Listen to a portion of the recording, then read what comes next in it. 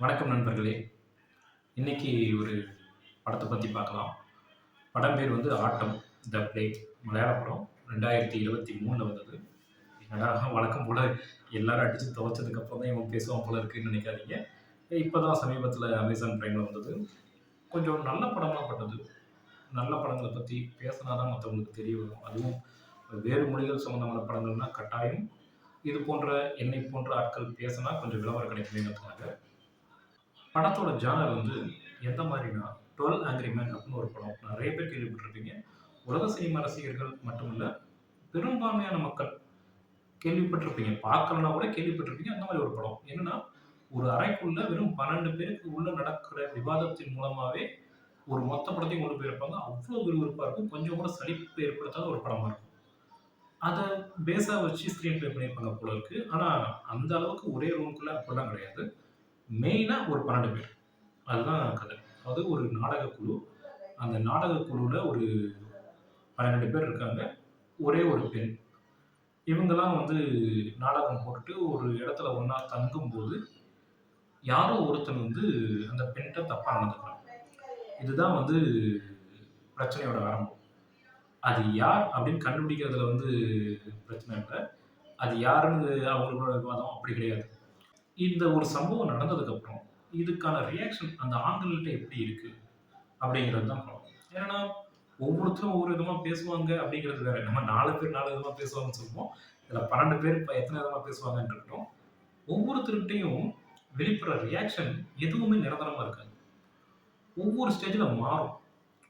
இப்போ ஒருத்தன் வந்து அப்படிலாம் நடந்திருக்குன்னு நம்ம எப்படிப்பா நம்புறது அப்படின்னு கேட்டான்னா, அவனோட பர்சனல் எடுத்தோம்னா அப்படியே மாறும். அது மாரி ஒவ்வொருத்தருமே மாறிட்டு வருவாங்க. ஆரம்பத்துல எல்லாருமே ரொம்ப நேர்மையா இருப்பாங்க. இப்ப திடீர்னு என்ன ஆகும்னா, ஒரு கட்டத்துல இவங்க எல்லாரோட முடிவையும் மாற்ற வைக்கிற மாரி ஒரு சம்பவம் நடக்கும். அதுக்கப்புறம் இவங்க எப்படிலாம் மாறுறாங்க? அந்த பெண் அங்க வருவா. அந்த 12 பேர் பேசி முடிவு பண்ணதுக்கப்புறம் வருவா. அங்க என்ன நடக்குது? மொத்தமா கடைசியா என்ன நடக்குது? அப்படிங்கிறது தான் படம். அ படம் துவங்கி இந்த ஒரு குறிப்பிட்ட சம்பவம் சொல்றோம் இல்லைங்களா? அதுவரைக்கும் கொஞ்சம் ஸ்லோவா தான் போகுது. ஆனா, அதுக்கப்புறம் படம் விறுவிறுப்பா தான் போகுது. கொஞ்சமும் மோசம் இல்ல. உண்மைய சொல்லப்போனா தியேட்டர்ல பார்த்திருந்தா கூட கொஞ்சமும் போர் அடிச்சிருக்காது.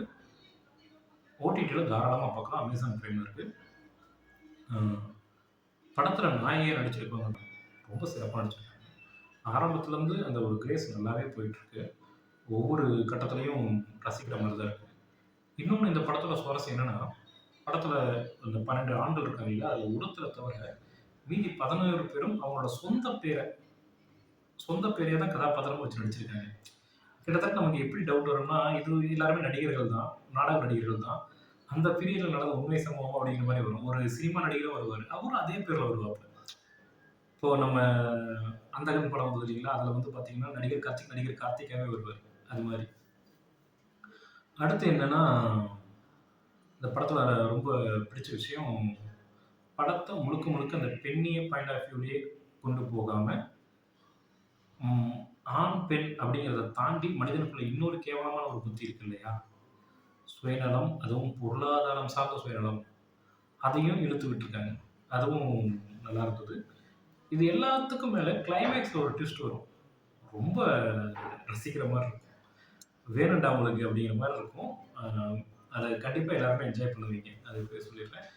சினிமாக்கள்லயாகட்டும், அ புத்தகங்கள்லயாகட்டும், இந்த மனிதர்கள் நிறம் மாறுற ஒரு இடம் இருக்கு பார்த்தீங்களா? அத நீங்க எங்க பார்த்தீங்கனாலுமே அவ்ளோ வியப்பா இருக்கும். நமக்கு தெரியும். சின்ன வயசுலருந்து சொல்லி தான் வளர்த்துருப்பாங்க. யாரையும் பெருசா நம்பாத, யார் வேணா எப்ப வேணா மாறுவாங்க. அதெல்லாம் நம்ம பார்த்து தான் வந்திருப்போம். ஆனா, அந்த முழுக்க நிறம் மாறுற சமயம் இருக்கு பார்த்தீங்களா? அத எத்தன விதமா பார்த்தாலும் கொஞ்சம் கூட சுவாரஸ்யம் குறையறதில்ல. சுஜாதாவோட பதவிக்காகன்னு ஒரு நாவல் இருக்கு. அதுல வந்து ஒரு அரசியல்வாதி வருவாப்ல. ஒரு எம்.எல்.ஏ கேண்டிடேட் மாரி வைங்களேன். அவருக்கும் இன்னொரு பெண்ணுக்கும் தொடர்பு இருக்கும். ஆ ஒரு சைல்ட்ஹுட் கிரஷ் மாரி. அவரும் வீட்டுக்கு தெரியாம மெயின்டெயின் பண்ணிட்டே வருவாப்ல. கதை இத சார்ந்தது கிடையாது. கதை பெரிய பெரிய அரசியல்லாம் பேசும். ஆனா, இந்த மாரி ஒரு சிச்சுவேஷன்ல இந்த ஒய்ஃப் வந்து இத வந்து டாமினேட் பண்ணிட்டே இருப்பாங்க, எதிர்த்துக்கிட்டே இருப்பாங்க. இத விட்டுட்டு வர மாட்டியான்லாம் பேசிட்டு இருப்பாங்க. ஒரு கட்டத்துல அந்த நபருக்கு சிஎம் போஸ்ட் வரும்.